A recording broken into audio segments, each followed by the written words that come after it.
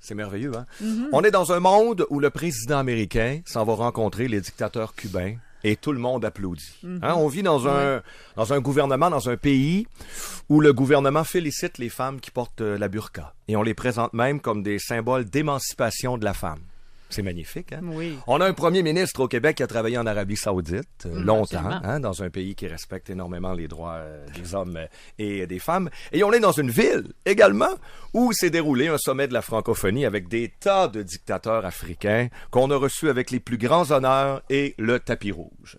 Par contre, ma prochaine invitée, elle a été vraiment conspuée. Personne ne veut y serrer la main et la voir. Alors, elle doit être extrêmement dangereuse, compte tenu de ce qu'on vient de dire. Chef du Front national, Marine Le Pen, bon matin. Bonjour. Comment ça va? Ça va bien, merci. Comment vous expliquez, on a vu les Labaume Couillard se dépêcher de dire on veut rien savoir d'elle, on veut pas la rencontrer. Comment vous trouvez l'accueil des Québécois? Je vais pas mélanger le comportement de la classe politique avec l'accueil des Québécois, parce que j'ai vu une avalanche de messages sur ma page Facebook de Québécois me disant bienvenue, on est ravis que vous soyez là. Mais je pense que si la classe politique réagit comme ça, c'est que je suis leur mauvaise conscience. Peut-être. Je représente tout ce que une partie de ceux qui se disaient souverainistes, défenseurs de l'identité du Québec, ont abandonné. À abandonner contre quoi? Ça n'est pas à moi de le dire. Mais voilà, c'est peut-être la raison pour laquelle ils veulent tenter de me tenir à distance, mais ils m'empêcheront pas de parler. Je savais d'ailleurs avant d'arriver que je ne trouverais pas d'interlocuteur susceptible de s'attacher à la défense de ces sujets très importants que sont la francophonie, que sont la défense de l'identité, de la souveraineté. Donc j'ai même pas demandé honnêtement à les rencontrer. Je trouve qu'ils ressemblent beaucoup à la classe politique française, avec toute cette série de reniements, de renoncements, de faiblesse d'âme, de manque de courage en réalité. Mais bon, c'est pas bien grave. À partir de quand, évidemment, l'attaque la plus fréquente à votre endroit, dans ce que j'ai lu en fin de semaine, c'est le Front national, c'est raciste, c'est l'intolérance. À partir de quand le débat sur l'immigration n'est plus possible? Pourquoi, puis depuis quand? Que de dire, moi je suis un de ceux qui trouve qu'on en accueille probablement trop des immigrants et je m'interroge sur la capacité d'accueil du Québec à en recevoir autant. Pourquoi c'est raciste, ça?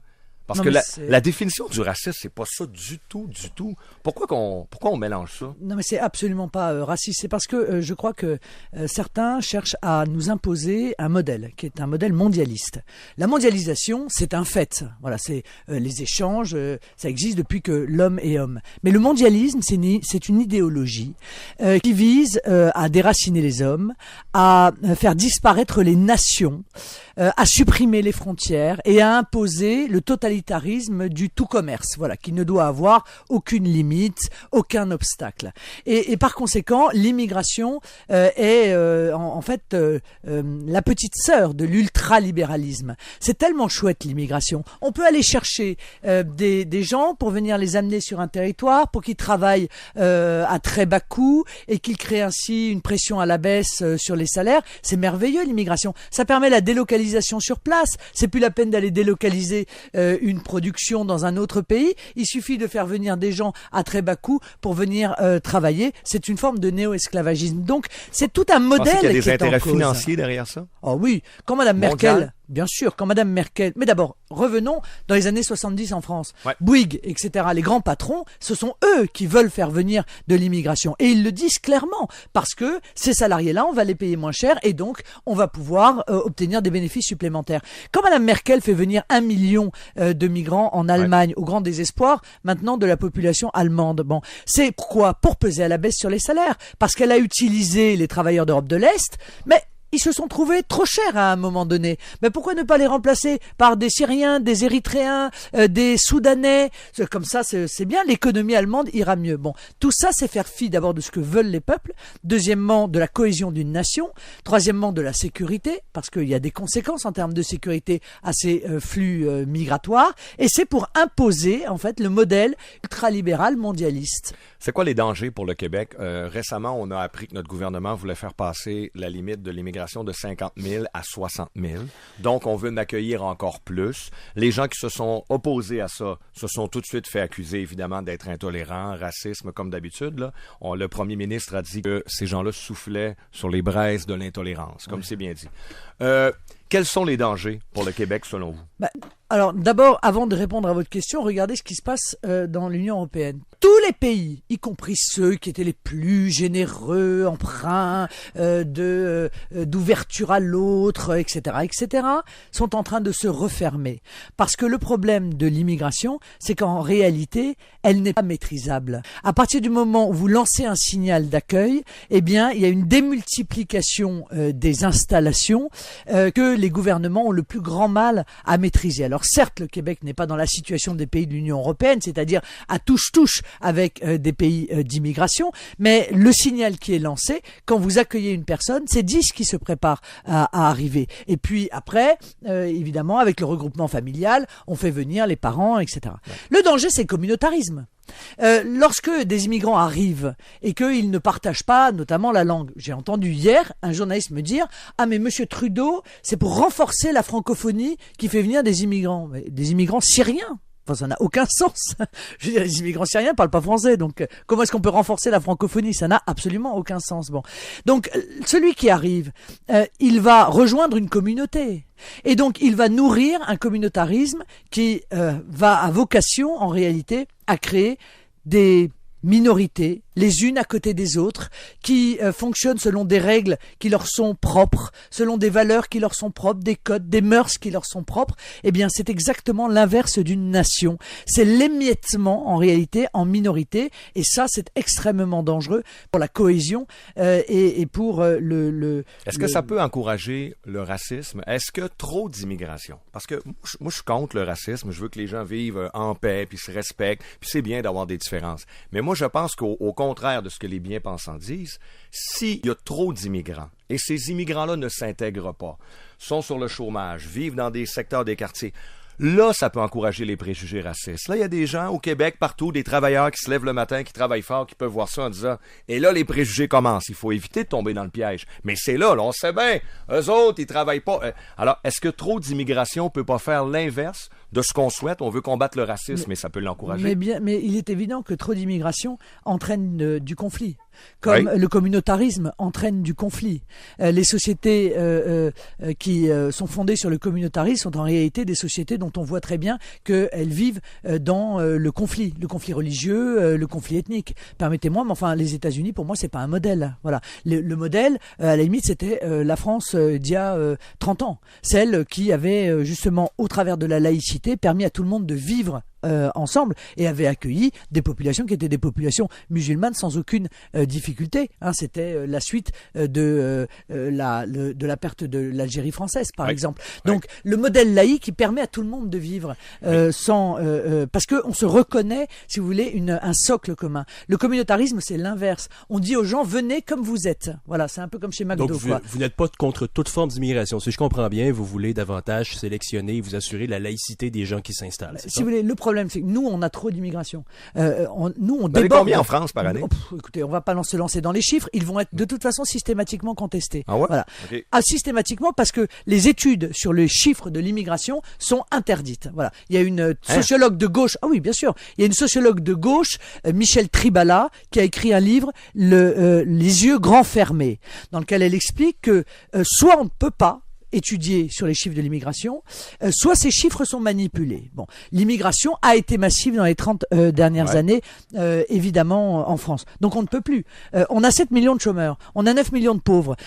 Accueillir des gens pour en faire quoi? Pour les envoyer où? Pour aller les mettre dans des bidonvilles à Calais? Enfin, je veux dire, ça n'a aucun sens. On importerait des chômeurs et qui pèseraient évidemment sur un système de protection sociale qui déjà n'arrive plus à survivre. Mais ça, on peut le dire pour n'importe quel politicien qui j'ai posé la question, peut dire ce que vous dites là à propos de leur chez eux, c'est-à-dire notre chez nous, notre maison. Moi, j'ai demandé à plusieurs des politiciens qui prônent 25 000, 30 000 Syriens, allez-vous en accueillir chez vous? Qu'est-ce que tu veux dire par chez nous?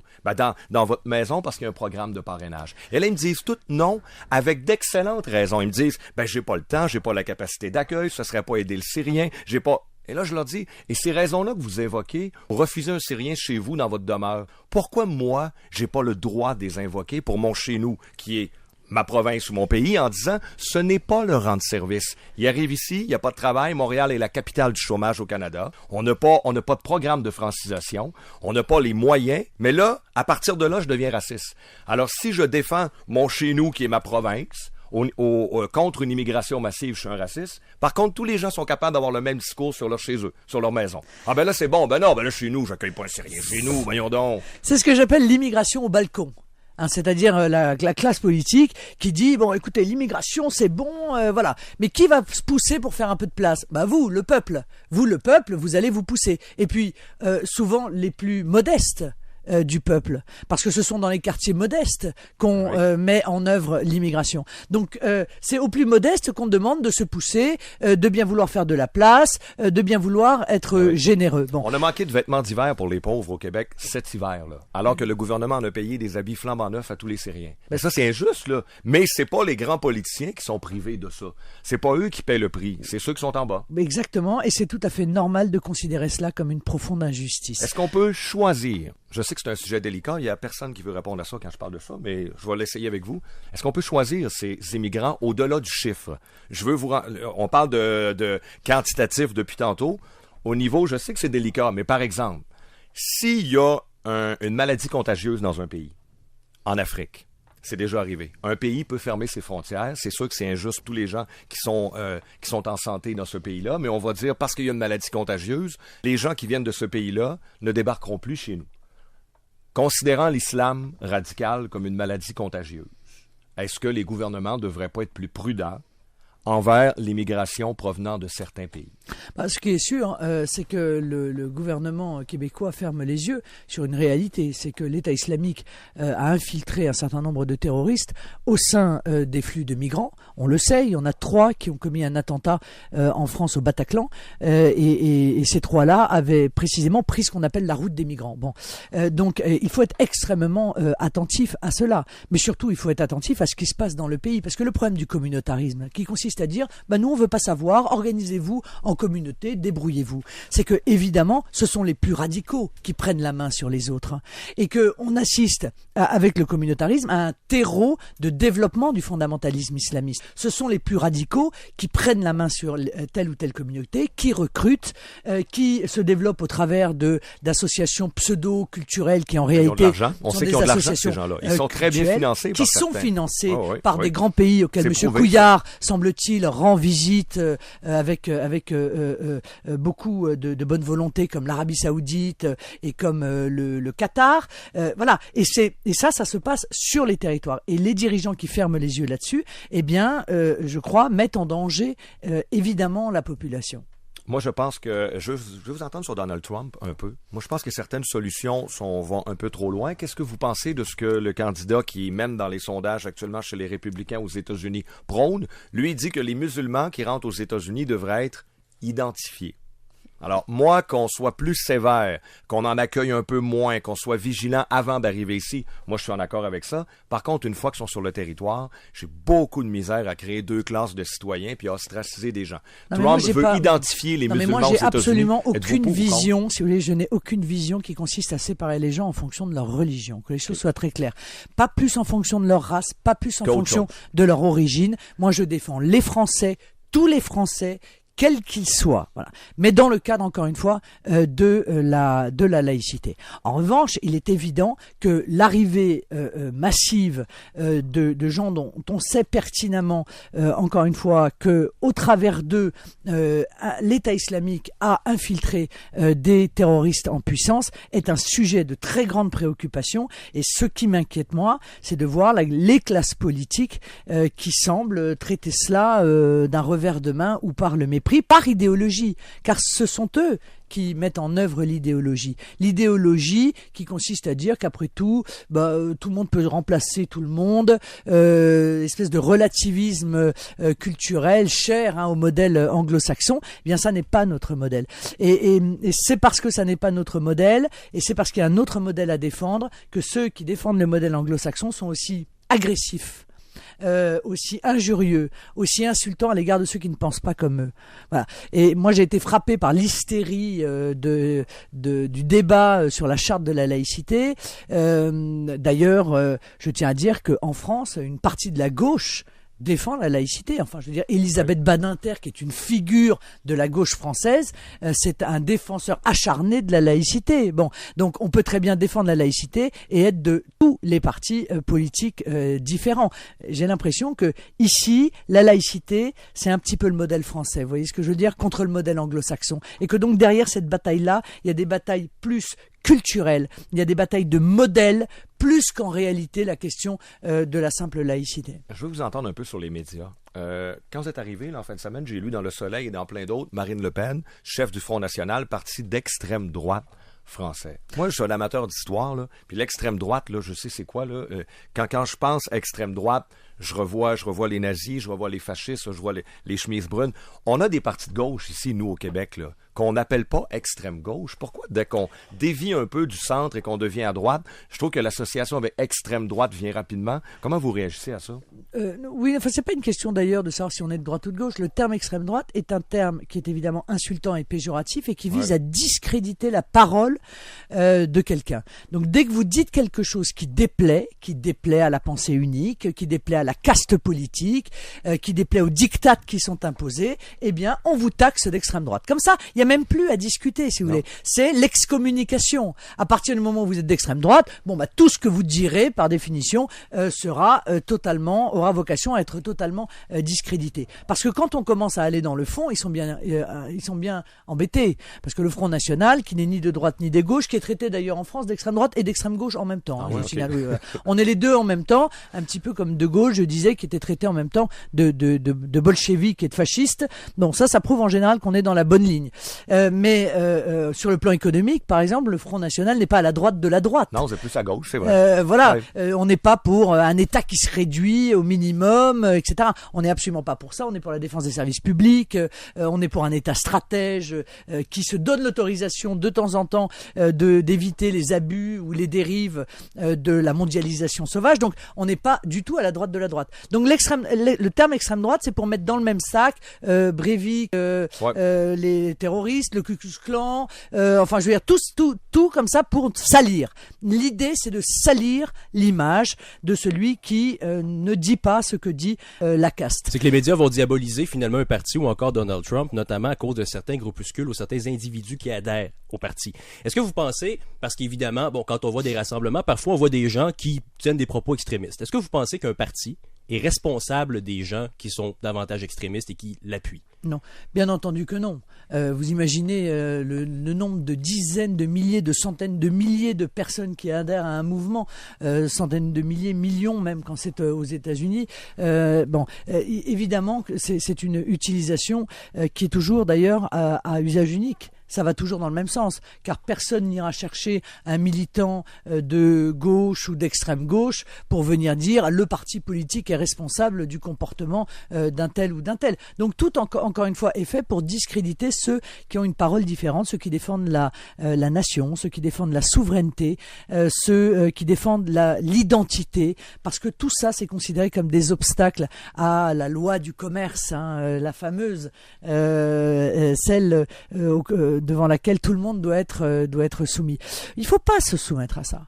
Il faut pas avoir peur. Il faut pas craindre. Il faut défendre ses idées, je le crois, avec courage, avec conviction. Nous l'avons fait au Front National et aujourd'hui nous sommes le premier parti de France. Donc ceux des politiciens qui sur les domaines de l'identité, sur les domaines de la souveraineté reculent parce qu'ils ont peur du terrorisme intellectuel imposé par un certain nombre de médias, eh bien, ils se condamnent à la disparition. Parce que le peuple, justement, a besoin de gens courageux. Est-ce que, ici au Québec, évidemment, on ne suit pas l'actualité française d'aussi près que chez vous. Et quand on parle de Front National, je l'ai fait un peu en fin de semaine, je disais à des gens que j'allais vous recevoir de ça, il y a beaucoup de gens, encore ici au Québec, qui vont évoquer votre père Jean-Marie Le Pen. Dans le Front National, c'est Jean-Marie Le Pen.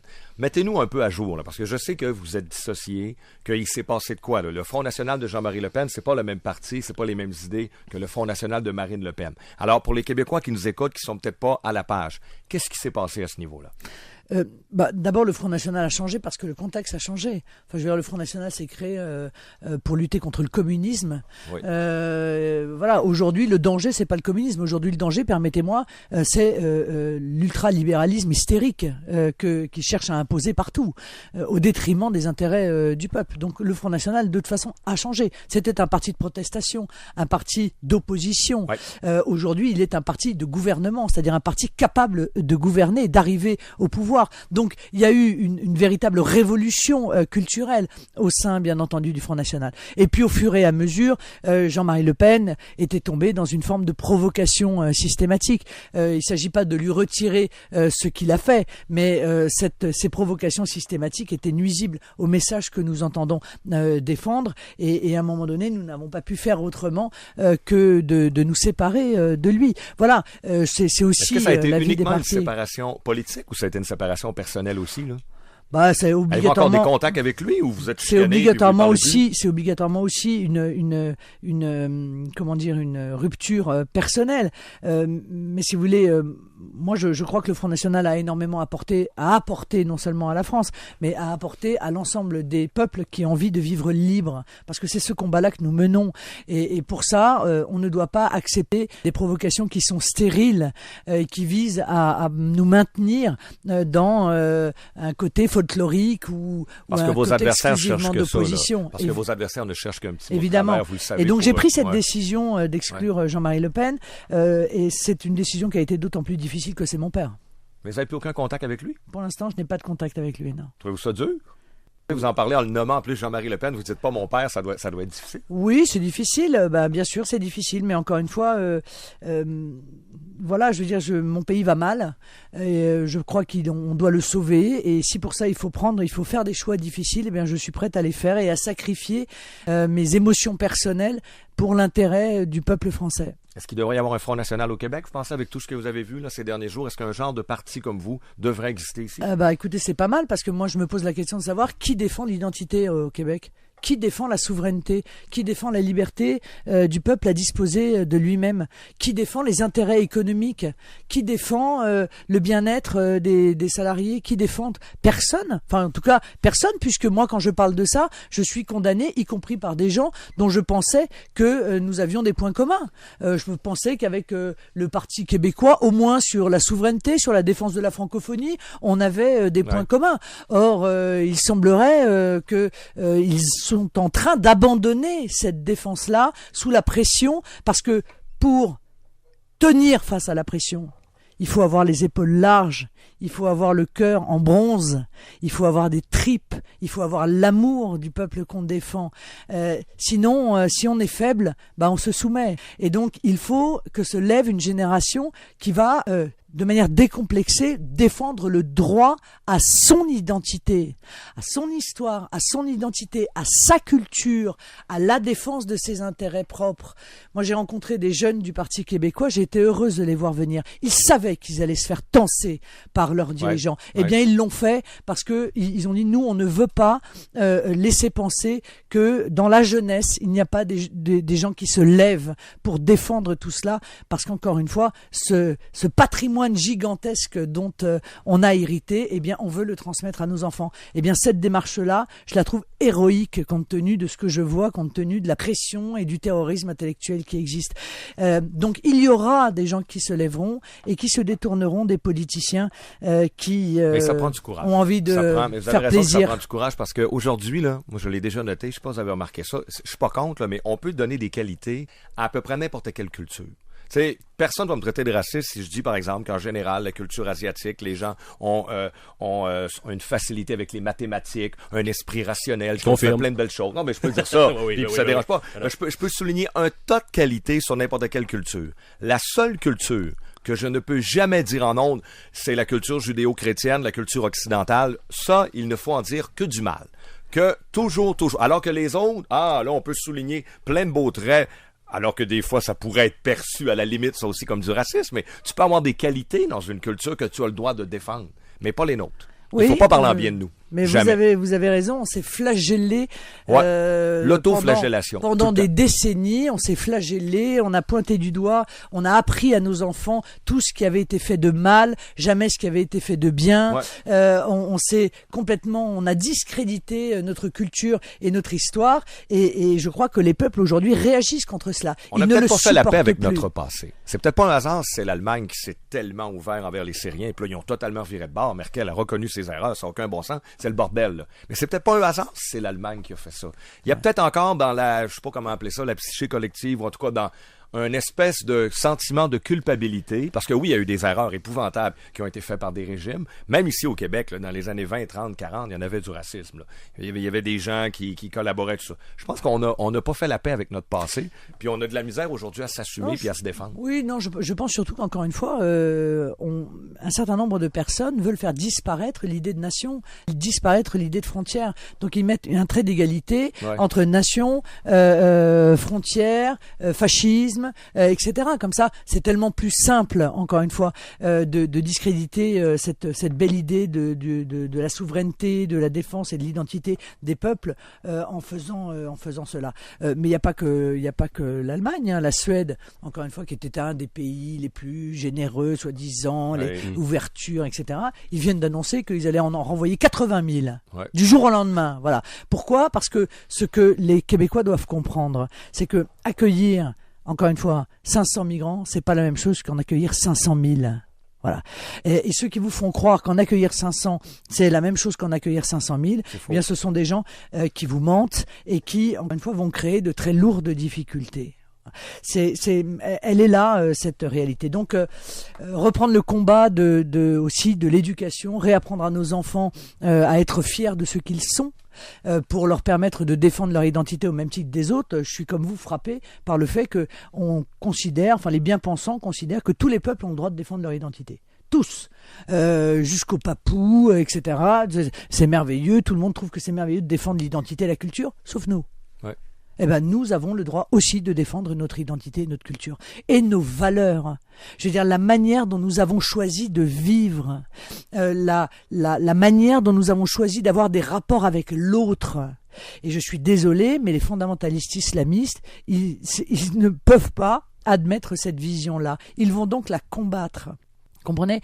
Et si on donne de nous l'image de peuples qui avons des choses à se reprocher, qui se sont mal comportés, eh bien, c'est là qu'on va créer l'hostilité chez les autres.